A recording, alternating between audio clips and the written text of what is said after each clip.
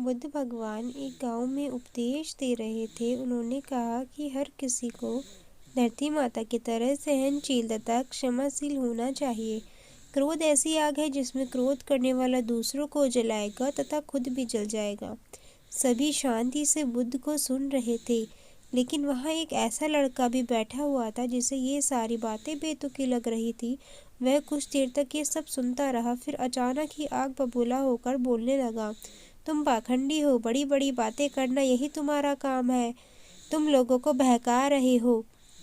तुम्हारी ये बातें आज के समय में कोई मायने नहीं रखती। ऐसे कई कड़े शब्द सुनकर बुद्ध शांत रहे।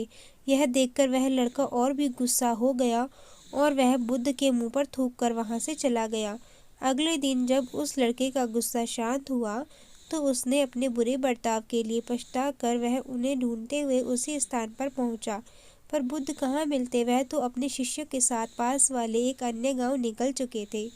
लड़के ने बुद्ध के बारे में लोगों से पूछा और ढूंढते ढूंढते जहाँ प्रवचन दे रहे थे वहाँ पहुँच गया।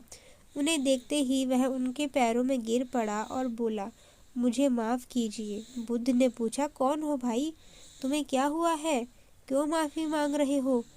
उसने कहा, क्या आप भूल गए, मैं वही हूँ जिसने कल आपके साथ बुरा व्यवहार किया था। मैं शर्मिंदा हूँ। मैं मेरे बुरे बर्ताव के लिए माफ़ी मांगने आया हूँ।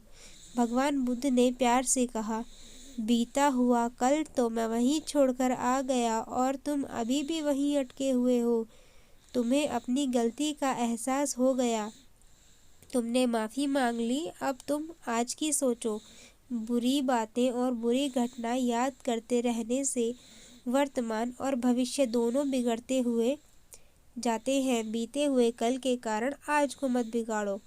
उस लड़के का सारा बोझ उतर गया। उसने भगवान बुद्ध के चरणों में पड़कर क्रोध को त्यागा और क्षमाशीलता का संकल्प लिया और उसके जीवन में सत्य प्रेम की धारा बहने लगी। दोस्तों, बहुत बार हम पिछली की गई किसी गलती के बारे में सोच सोचकर बार बार दुखी होते हैं और खुद को कोसते हैं। हमें ऐसा कभी नहीं करना चाहिए। गलती का पता हो जाने पर हमें उसे कभी नहीं दोहराना चाहिए और एक नए आज की शुरुआत करनी चाहिए। धन्यवाद।